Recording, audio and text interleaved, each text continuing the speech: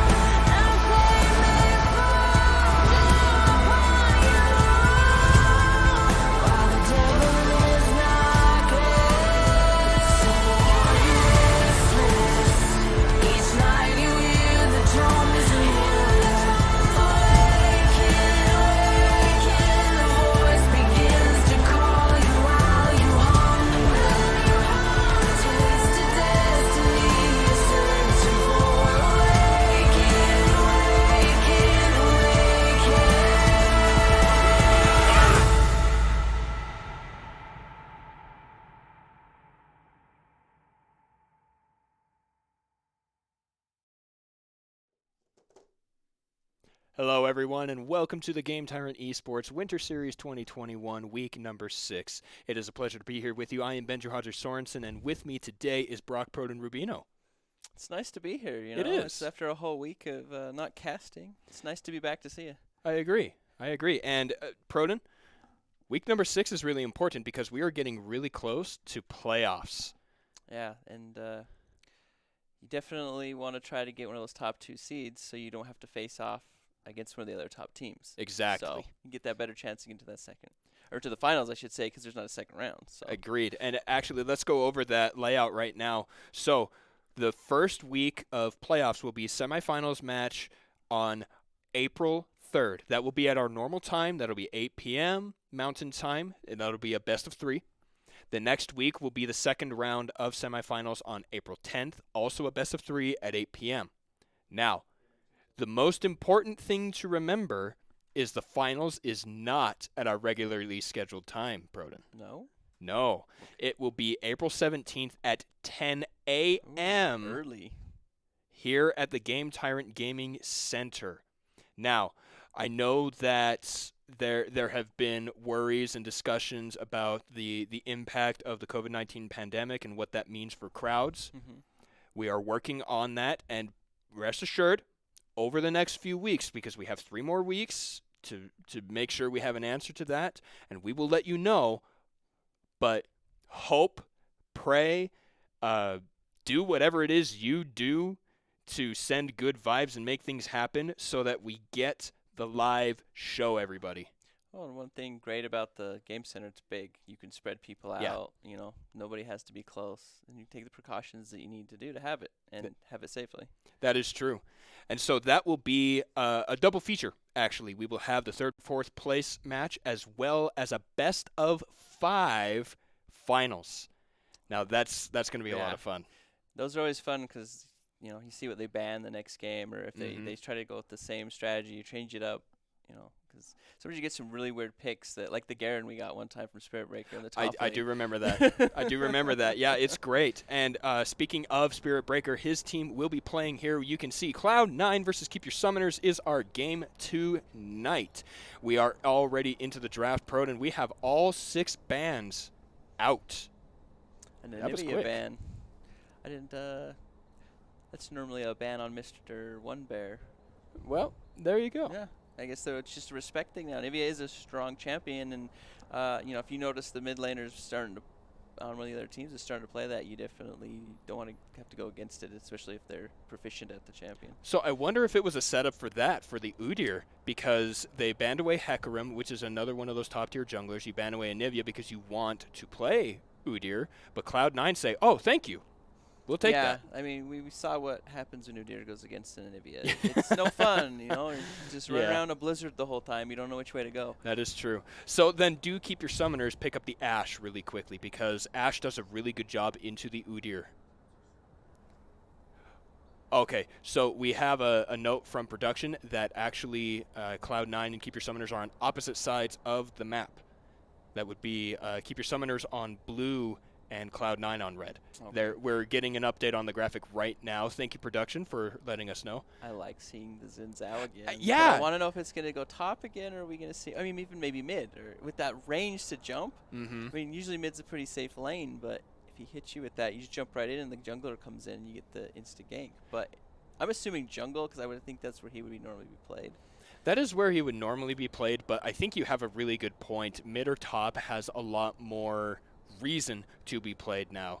But Caitlyn is locked in for Cloud9 and Proden. You remember me talking to you about this silly lethality, Caitlyn with the Collector and the Lord Dominix. You didn't only get to watch that video, you played a game with... It's a very snowbally build. Like, I noticed, like, if you don't quite get ahead, it's not as scary. But if you get ahead on her, it's almost like an assassin, like Snowball, because of how it goes. So Yeah. if you keep her down, you do pretty well against it. But if she gets ahead, you know, it's like she ults you from across the map and takes 3/4 of your life or your entire health bar. Yeah. So do we see that or the typical Kraken Slayer build? I think we'll see the typical. I mean, especially if there's a big tank, which I don't know what it'll be, because I don't know how effective it is, like in the mid game against a big tank when you haven't quite gotten enough critical, because you don't get critical strike early on that. Well, you do get a little bit, but you don't stack it up like Caitlyn wants to get a lot of crits, so those headshots really smash. Got you. All right, so Yone and Vel'Koz are picked up for Keep Your Summoners. And Thresh over there on the side of Cloud9, putting us into the second half of our bans. Cho'Gath taken away from Keep Your Summoners. We've talked about that, a staple there for the top laner. Do you notice the Vel'Koz pick? Yeah. I would assume that is a support Vel'Koz. I'm pretty sure. So are we going to see another champ that pokes, like an Ezreal, or maybe even a Sivir who can throw the boomerang? I mean, she's not quite as much of a poke champ, but she still can throw the boomerang through. I'm just wondering if we're going to get like a pokey bot lane. I don't know. I would think that you could even go a little bit longer scaling, so something like Jigs or Kog'Maw, because you have so much damage coming out of your support, you can really, you let your carry farm while your Vel'Koz is keeping everyone off of you and everything like that. But I know that you like seeing Set. I do. I like Set. I think he's a fun guy to watch. You know, anybody who grabs you and power slams your head into the ground. Yeah. That's fun. That's always fun to watch. I agree. And so I actually, one of my dude, there's so much League of Legends content out there right now that I'll have to show you a video at the end of the broadcast. Set is so much fun to watch. I think he's a great champion. I think they designed him really well. He's thematically really good. He's very strong. I think he's in a more balanced position now than when he was released and the several months after that. Yeah. But then it looks like Renekton will be the answer there. And look at you, Proden. Prophet Proden. Called it. I like it. So that means Xin Zhao is going to be in the jungle though with the set pick, unless it's mid set. But I haven't seen anyone playing set mid, except for some pro teams here and there, like Demonte Yeah. does. Well, they also removed him from the starting roster, so like take that as you will. But Calavir is a more experimental player. I think that he might just go for it. But Like, yeah, maybe there that it is is. set mid. There it is, because that's Urgot. Yeah, Unless it sets in the jungle. that's a beefy front line. It really is. You've got some massive dive with Xin Zhao. You've got 2 beef balls that can also come. Set can dive in with you too as well. And then you've got Urgot to just lay down a ton of damage, which he can kind of dive, but he's not much of a dive champ. Not really. Or I guess a heavy engaged champ. He can if you're close, but it's not like Xin Zhao or Set where he just takes somebody and throws them back into your team. Yeah. So the thing here is Cloud9 are going to need to focus on the Yone, I think. Sivir will be just a little bit too far away, has that spell shield, will be able to kite a little bit. But if you jump on the Yone before he gets a chance to get the knockups and use his ultimate, then I think that you can really deal a good amount of damage on that fight with all those jump-ins you were talking about. Yeah, I'm pretty excited to see how the interactions of the jungle and just kicked in. Oh no! Xin Zhao's. Yeah, the name is about to come out, and then my ADHD kicks in. It just disappears from my brain. Luckily, I pulled down for it, but I'm interested to see how he does in the jungle with the changes. I played against one the other day. It was he hit me with the stab. Wind becomes lightning. Wind becomes lightning. He hit me with that from the bush, and I was like more towards the center, and then dove me at my tower from that. I'm just like, holy macaroni! That is some range. Yeah, it is a significant buff, and especially giving him the extra jump range if he lands it. It is a beautiful quality of life change to Xin Zhao. I think that's really, really cool. But I also, just one more time, I want to talk about, it's not Calavir. It looks like we have a substitution here. Big Ben is going to be playing the set in the mid lane for Cloud9. Yeah. So that's why we're seeing a little bit different here. So I do want to bring up that Cloud9's composition is physical. Like all of it. The only one who isn't would be Thresh, but he's the support. So, yeah, Udyr and Renekton especially, they are going to be building quite a bit of armor, which, they're the only 2. So I guess you can take solace in that because Vel'Koz, Sivir, and Yone are all going to be relatively squishy. But they're all going to get these steel caps and be able to absorb a lot of the damage. Yeah, and see, Yone usually wants to build, usually when you build defensive items on Yone, you don't ever go for magic resist unless there's a lot of magic threats. It's usually something to do with you want to get like a Guardian Angel. It's got armor on it. Usually build for more of the physical reduction. So I think this plays into how he's going to want to itemize as well to keep him alive in these fights. I don't really think he's going to have to change his build much from the standard Yone build. So it's gonna help him. Udyr can just stack armor. And act. I mean, he's not the tankiest of champions, but if you're just stacking one thing, he's still when you consider him next to actual full-on tanks, he's squishier. I mean, he gets tanky, but not a Malphite tanky. I think it's deceptive too because of that turtle stance. Yeah, I think that's the really big thing that makes him appear more durable than he actually is. But I agree with you, especially with Dead Man's Plate being his second item to build anyway. That just it flows right into what Crunky wants to do here on this Udyr. And with the Vel'Koz, if Vel'Koz gets some kills, that's actually going to be really bad for you because he's their only magic damage source, right? So and he does a lot of damage. That champion does a lot of damage. So if Vel'Koz actually gets a few kills, you're going to have to build some magic resist. And it's more than that too because his passive has that 3-hit to deal true damage. So even if you do build the armor, I didn't even recognize that Keep Your Summoners drafted all AD, except for the Vel'Koz. Yeah, it's almost 2 full AD teams. So if you were to swap the Vel'Koz for, let's say, Blitzcrank or Nautilus, we would have pretty equal.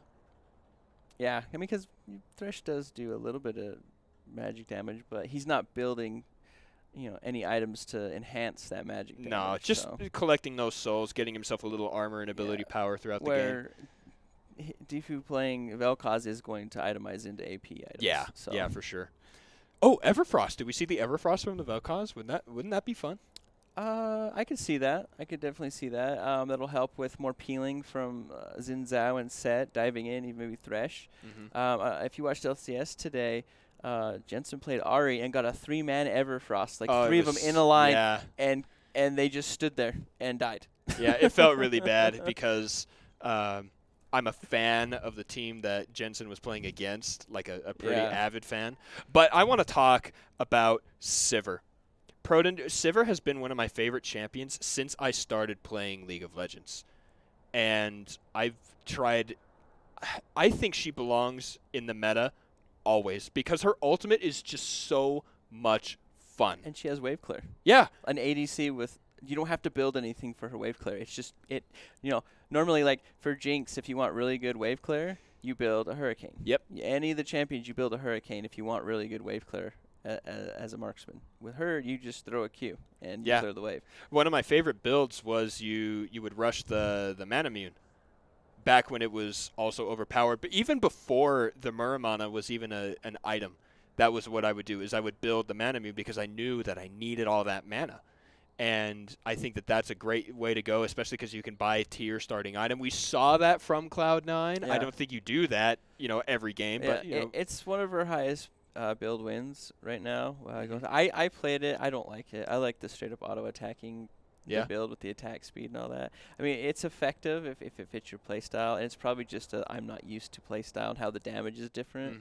I prefer the more auto attack base that she does. You can build a Kraken Slayer or even a Mortal Show Bow or something like that and get the attack speed on there. Let me get your opinion on this because I have some friends who agree with me on it.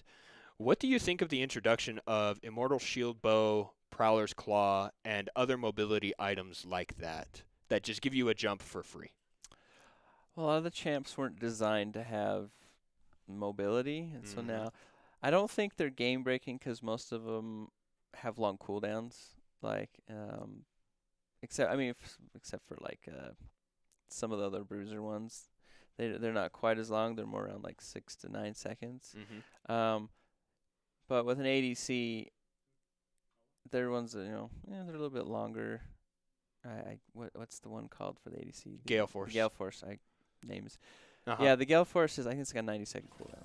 So I mean, they use it and they don't have flash, then they still are susceptible to being dove on. I mean, it does help you, and it's not a giant amount of movement, but it does help you get closer for a kill or get away from a skill shot or something like that. I think if there's problems, they'll adjust the game around it as it goes. All right, here we go. Be Mad is the first target. He will get stunned, and he flashes, but the slow there from the Vel'Koz means he has to run extra far. And keep your summoners within 1 minute of the game have already blown a flash, and Be Mad has to go back. Man, I hope nobody dives in it. I mean, you might be able. Oh my gosh, oh Be no! Mad, and he gets it! Boomerang Blade from Spirit Breaker. Keep your summoners, kept all of theirs. And that was just brutal. First blood in a minute 15. I was just about to say, if they're good, I hope they don't dive it and they just poke to get the kill if they're going to. Because I'm like, if you dive it and he levels E, he could get the grab on you, throw you, and get a return kill. So I think that was excellent. Not only do they get the first blood, but take a look at this. You get an extra pair of boots on Spirit Breaker just for free. And also, the heck is that portrait there for Yone? Oh, that's his new Academy skin. So how come he gets his skin on all the portraits, but no one else does? I don't know. There's some champs do, but not all. I guess this. Hopefully they'll all start doing that with all of them. Or maybe this is the first one, and they're just reading that's what they're adding. Okay, so I think it's weird. It's too hard to keep track of what all those skins are. I think they should keep it as the regular portrait. Maybe it's just something special for the Battle Academia thing going on right now. Possibly. I mean, I don't know. I wouldn't mind seeing the portraits changed based on the skin, but I mean, you're right. It could be a clarity issue. Ooh, what if you could change it for yourself? That wouldn't be bad. You know, it's kind of like yeah. the classic pointer. You know, something like that, where no one else can see it, or colorblind mode. You know, That's true. Anyway, back to this. It's just, I still want to talk about that first blood they got, especially the fact that it went on to Spirit Breaker. He goes into lane with that Doran's Blade and a pair of boots. Now, typically you don't see people grab boots of speed for their first blood item. What's the deal there? It's that right there. Sidestep the hook. It's so much easier to dodge these hooks in the early game when you're so close. You're trying to CS when you have just a little bit more move speed. All right, I like it. And Sivir's all about the movement speed. Her ultimate, her passive, everything about her. So I think it's just a great way to speed up that advantage. If you know, look at top lane, you have Xin Zhao coming in, but he doesn't go for the gank. And then Udir's coming in from behind. So, okay, but BMAD is in some trouble here. Salmon Pony is taking a lot of damage, but Crunky is on the aggression. There is no flash for BMAD. Nethermorn is here. Level 3 versus level 4. Do they have the damage? Wind becomes lightning. He jumps. Look at that jump range. 3 talent strike does not land yet.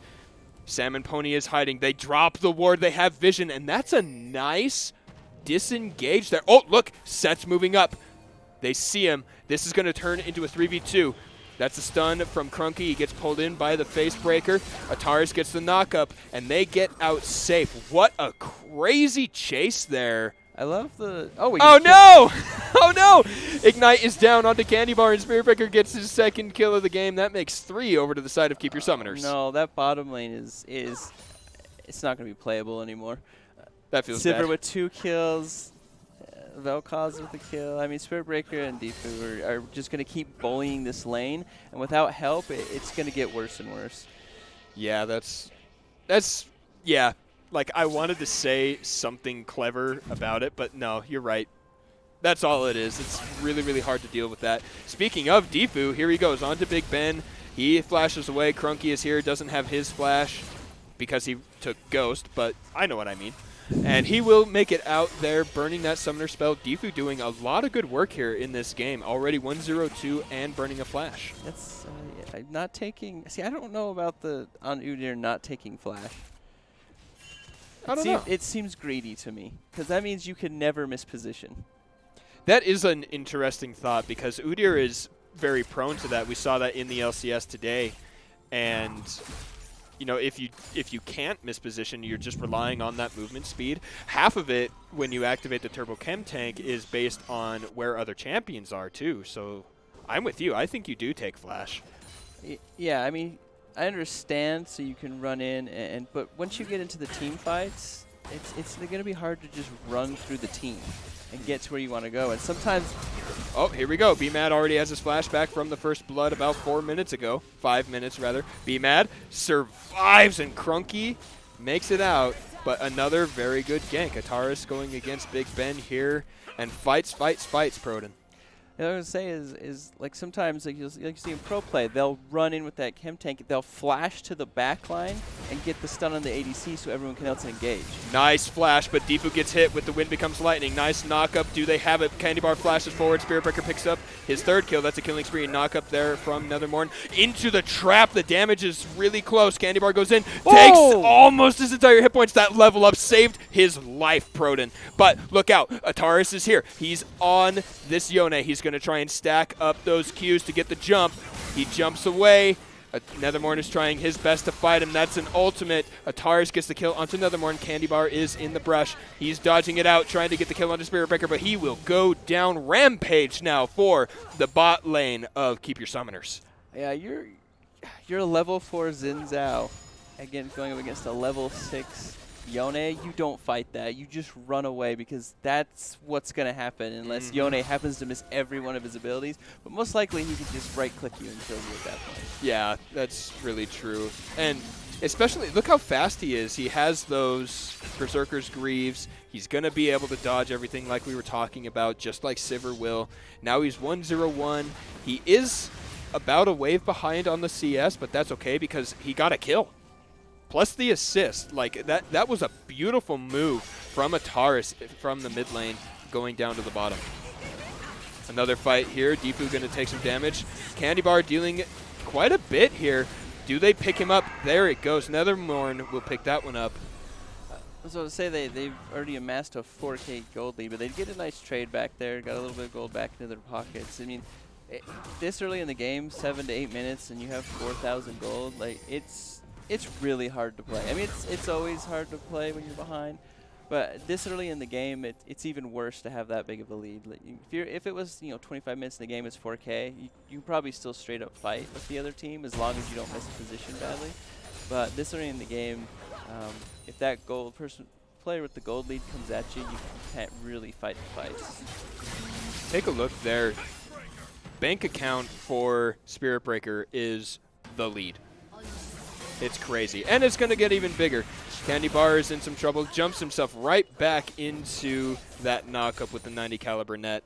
And it's a bummer because when we talked about snowballing a little bit, and that's exactly what Sivir is doing. We can take a look at the items there, already almost prepped to build the core item there with the mythic. Pardon me. Yeah, when she goes back to base, Spirit Breaker goes back to base. Oh, Ataris gets the ult and the knock-up here. That was actually really close. Yeah, my brain couldn't process what happened for a second. Yeah. I was like, why did he get knocked?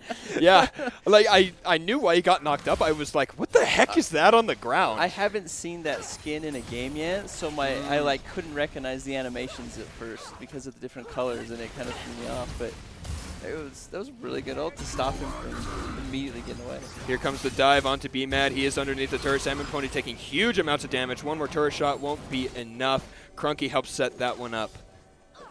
And just 9-2 here, looking really good for Keep Your Summoners.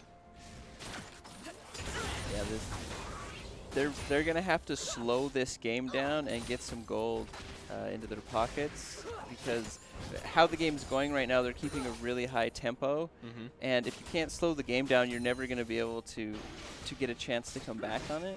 I mean, grabbing a dragon right here does help, but you have no lane priority. Well, except in bot lane, he's going to be able to take that one, but we have to watch the Yone. He's pushing in on mid, so he won't come and stop this. Oh, that was close. I mean, yeah, I guess you do go over there and help, but you just lose more minions in the bottom lane, and you get yourself further behind. Big Ben is in some trouble here. Crunky doing the Udyr things. And, like, it never stops here on the bottom side. Candy Bar barely makes it out alive. And one of the big reasons is not just the kills here on Spirit Breaker being 6-0. Look at this turret, Proden. We're not even at 11 minutes, and this is the 5th plate about to drop. Yeah, that first turret for 11 minutes, I mean, that bot lane is huge. You're probably just going to see them roam to the lanes now and take the other turrets. I mean, Spirit has plenty of time to get more plates off these other turrets and balloon that lead even bigger. That's terrifying. Would you say they're severe consequences? Yeah, you would. Yeah, you would, because Salmon Pony and Crunky are going up onto BMAD. Salmon Pony taking a lot of damage because BMAD is Urgot. He is gonna. No, he fired the ult the wrong direction, and so he just stands there. Salmon Pony picks up the kill. That was just style points. That was like, yeah. I could have ulted you, but I didn't. Feels bad, man. Rift Herald is summoned up on the top side. You should see Spirit Breaker head to the middle for the next 2 minutes of these plates, because that's another turret going down. Keep Your Summoners controlling this map quite well. Yeah, 10,000 gold lead at 12 minutes. The amount of work you have to put in to get this game turned around is going to be really tough. But like I said, they really have to slow the game down. And right now they're unable to do that because they just keep pushing the lead. Which you should. This is exactly what you should do is when you get a lead. You shouldn't be sitting in your lane farming when you're this far ahead. You should be pushing towers down objectives, getting kills as soon as somebody makes a misstep. This is how you win games and you win them fast. So it is unfortunate to bring up, but let's take a look at Nethermorn here, who's level 7. Crunky is almost level 10. Like Yeah, when 30 CS score difference. That's huge in the jungle. That's a lot of levels. yeah, Big Ben is going to get caught, crowd controlled, chained, flashes away. He is burning. Wind becomes lightning, doesn't do anything. That's a nice showstopper, but it doesn't deal nearly enough damage. The box goes down from Illusory Gaming. They're trying to do the best they can, but it is not even close. The gold lead is really showing here. Nethermorn is going to try and keep himself alive with the Crescent Sweep, but that's it. It's just 3 kills for free here from Keep Your Summoners. And Proton, they're so far ahead right now. Yeah, and it's not. I mean, yeah, the kill at the start was really big for the bot lane. That really helped balloon them in. But the rest of the lanes in the jungle, you know, they had a little. Well, the mid lane had a little bit of a part in getting a kill in the bot lane. But for the most part, the other lanes in the jungler have just done their job to get everything else ahead, right? Yeah. There wasn't really a big camp in the bottom lane. The bottom lane just kind of did their work, and then He's the gonna other die. lanes. Yes, he is. Well, that feels real bad. He was doing a good job kiting around everything. You know, they didn't want to dive under 2 turrets. Be Mad finds Crunky too. And as unfortunate as it is when you're behind 12,000 gold, like that's game-winning gold, man. Yeah. Like items are just not even. And I think it's worth to kill the Vel'Koz because he is so far ahead. Yeah. Like, it's always worth to trade a kill for someone who's ahead of you for your own, to get that extra gold, like the shutdown gold especially. I think that's what Cloud9 need to look for here is bounties, shutdowns. They need to get something. Be Mad might be in some trouble. Was that a jump? No, that was just a really, really fast chem tank. My gosh, it looked like he jumped. Did you see it? Anyway. I mean, the Spectator does weird things. That is true. They don't have the damage to grab a Taurus before he jumps back to the clone. I was going to say the clown, but that's not real. I'm not playing. There's no clowns in this game. Oh, Broden. Only a clown on the caster deck. Okay. So now that we're 15 minutes in, we're seeing the devastation that Keep Your Summoners has been able to drop in here. They alone have a kill or more a minute, and they're really pressuring here. They're already on the tier 2 in the middle. Is there a chance for Cloud9? Is there a slip-up that we see from our, one of our top 2 teams? Oh, jeez. I guess something like that, but Spirit Breaker says, no, never mind. I'm legendary, and now it doesn't matter that I stepped onto some Caitlyn traps. Yeah, I mean, I know I've talked about it before where, like, you get to these lead where it almost doesn't matter the mistakes you make anymore. Mm-hmm. They're kind of beyond that, being this ahead. It's like Spirit Breaker can just flash forward to get a kill that he probably didn't even have to flash for. Right? Yeah. Like, normally if you were in a game where it was even, you would probably not use your flash and possibly let him run back right to base and just take the tower. Well, you're so far ahead, it doesn't matter if you have your flash. You just flash, you get the kill, and get the tower and take everything. You just have these giant leads where you don't have to play the same game as the other team. Yeah, and I think part of that goes back to the beginning of our discussion about jumping items. That's a Gale Force. Oh boy, but they found him. They flay him back. He's really fast, but he is slow. Spirit Breaker goes down. Shut down gold into Candy Bar, and that is sweet. Very sweet indeed. Yeah, you're welcome. Unless it's a sugar-free candy bar. Those are really good. Is that even a thing? Yeah, but they're usually the protein bars that don't taste very Okay, good. so they call them you protein trolled bars. me. They're candy bars. All Come right. on. I'll give it to you. But that is a great shutdown. That is a great way for Cloud9 to be like, yeah, see, And they're mortal. Look, there's still 450 shutdown gold on Spirit Breaker. Oh, gosh. Yeah. Have you ever seen it before where you'll kill someone twice and they still have like a 400, 300 shutdown gold? They were so far ahead. Yeah. Well, because they give you the CS bounties as well, right? Mhm. If you're getting lanes and you're farming really Yeah. well, they'll do that same thing. Like he's 8 to 9 CS a minute already here. 165 in the 17 and a half minutes. It's Oh yeah, the doing a massive great CS job. lead, massive kill lead. I mean, that one kill, it sucks, but it doesn't really change the state of the game. You know, it's like, oh man, I have to go back and buy an item now. You know, that's kind of what that kill is at the moment because, well, you know, like we've stated over and over, if you can't get objectives, you're not really getting anything at this point in the game. And let's take stock of items here because Be Mad, Nethermorn, and Big Ben are all lacking their first core item.